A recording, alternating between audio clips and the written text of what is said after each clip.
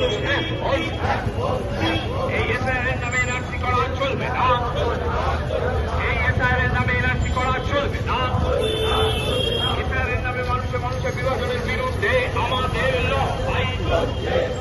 এই এসআইআরের নামে মানুষের বিভাজনের বিরুদ্ধে সমস্ত মানুষ এখন।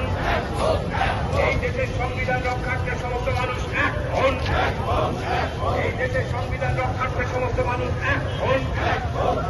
এই সাম্প্রদায়িক আরএসএস বিজেপির বিরুদ্ধে আমাদের লড়াই।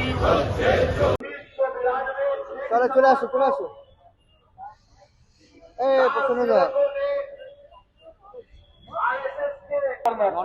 देश की जमहूरियत को खत्म करना है। आज के 3 दिने देश के इकाई को खत्म 92 সালে বাবরি মসজিদ ভেঙে দিয়েছিল। आज वही এই ताकत দিনটা আপনারা কিভাবে পালন করেন প্রত্যেক বছর? बीजेपी আমরা आरएसएस সংহতির জন্য পালন করি। আমরা সম্প্রীতির জন্য পালন করি। সংবিধানের आवाम যে को मानना चाह रही है, ধর্মনিরপেক্ষতার আদর্শ, मानना चाह रही है, সংবিধানের ধর্মনিরপেক্ষতার আদর্শকে ধ্বংস করতে বাবরি মসজিদ ভাঙা হয়েছে। मानना चाह रही है। সেইটা আমরা স্মরণ করি, মানুষকে आज वही ताकत সজাগ রাখি। देश के धर्मनिरपेक्षता देश इसलिए ऐसे लोगों को जोड़ा गया जिनका न इतिहास के बारे में, न समाज के बारे में, न मासियत के बारे में है, और इतिहास को तोड़ा मरोड़ा गया। नौजवानों के अंदर धार्मिक उन्मादना फैलाया गया। आज 33 साल बाद आप देखो, मैं ये कह रहा था 6 दिसंबर बाबा साहब भीमराव अंबेडकर उनका याम वफात, जो हमारे संविधान के ढांचा दिए, और आरएसएस अपने पैदाइशी से जो हमारे आजादी के खिलाफ थे, आजादी के जद्दोजहद के खिलाफ थे, वो हमारे मुल्क के संविधान के खिलाफ, और मुल्क जो रास्ता इख्तियार किया कि एक मुल्क किसी एक खास धर्म का नहीं होगा, किसी एक खास मजहब का नहीं होगा, किसी एक खास जुबान का नहीं होगा, किसी एक जाति का, एक नस्ल का नहीं होगा, ये सबको मिला करके होगा। नाना जाति नाना মত, এই সবাইকে এক জায়গায় করতে হবে। সেখানে দাঁড়িয়ে এই বামপন্থী এবং দক্ষিণপন্থীদের মধ্যে প্রথম বিরোধ। এই দেশটা আলাদা আলাদা ধর্ম, আলাদা আলাদা জনগোষ্ঠী, আলাদা জাতি, আলাদা ভাষা, আলাদা পোশাক, আলাদা খোরাক, কিন্তু তার মধ্যে দাঁড়িয়ে একটা সবাই মিলে আমরা এক কাঠটা আছি। मोदी उठे भाषण देने के लिए दुर्गापुर में, और वो भाषण उनके पास पहुंच गया।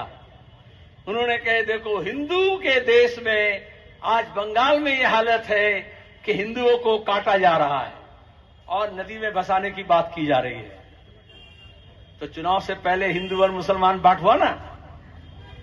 अब वो हुमायूं कबीर कह रहा है कि ममता बनर्जी हमको बोली, बकौल हुमायूं कबीर का, और अभी तक पिछले 48 घंटे में तृणमूल कांग्रेस का कोई ये नहीं कहा या ममता बनर्जी नहीं बोली कि झूठ बोल रहा है, कि ममता बनर्जी बोली। और ये बात कब बोल रहे हैं वो?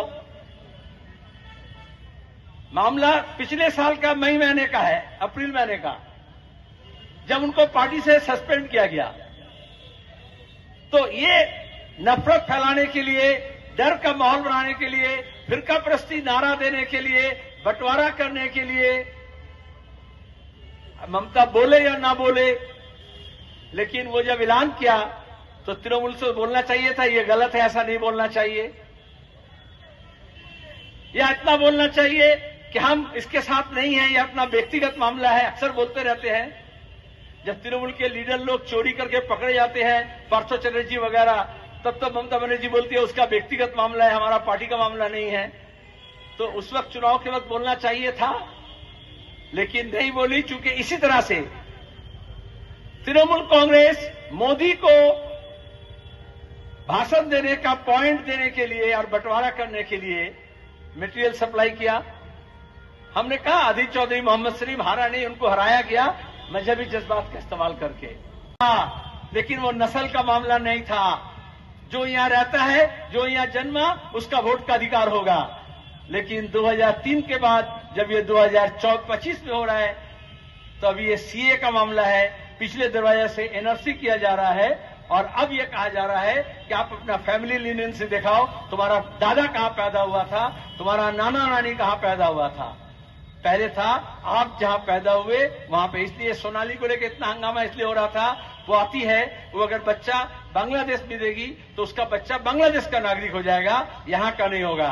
वो इसलिए बहुत अमीर ऐसे हैं, बहुत अमीर हैं, कलकत्ते में भी हैं। जब उसका बच्चा पैदा होने वाला होता है तो या तो सिंगापुर में, नहीं तो लंदन में, नहीं तो न्यूयॉर्क में जाकर के भर्ती कराते हैं। वहां बच्चा पैदा होता है तो वहां का नागरिकता उनको मिलना आसान हो जाता है। अमीरों के लिए तो दुनिया के किसी भी जगह वो नागरिकता मिल सकता है, लेकिन गरीबों के लिए बोलता है तुम्हारा बाप दादा खानदानी सब कुछ दिखाओ। और इसलिए जब ये बोले थे कि मुसलमानों का मामला है, ममता बनर्जी तृणमूल भी, अरे हिंदू मुसलमान का मामला नहीं है। जो मतुआ है, जो बांग्लादेश से आया है, जो ईस्ट पाकिस्तान से आया है, जो रिफ्यूजी है, उसका सबसे परेशानी है। मोहम्मद सलीम को अगर इलेक्शन कमीशन बोले कि तुम्हारा बाप दादा कहां है, अरे सोलाना मस्जिद के कब्रिस्तान में मिट्टी उठा करके अगर बोलेंगे डीएनए टेस्ट करो तो हमारा 14 पीढ़ी का डीएनए उसमें आ जाएगा, शामिल हो जाएगा। हर गांव के हर हिंदुस्तानी के पास ये डीएनए का सबूत है, जो इलेक्शन कमीशन के पास भी नहीं है।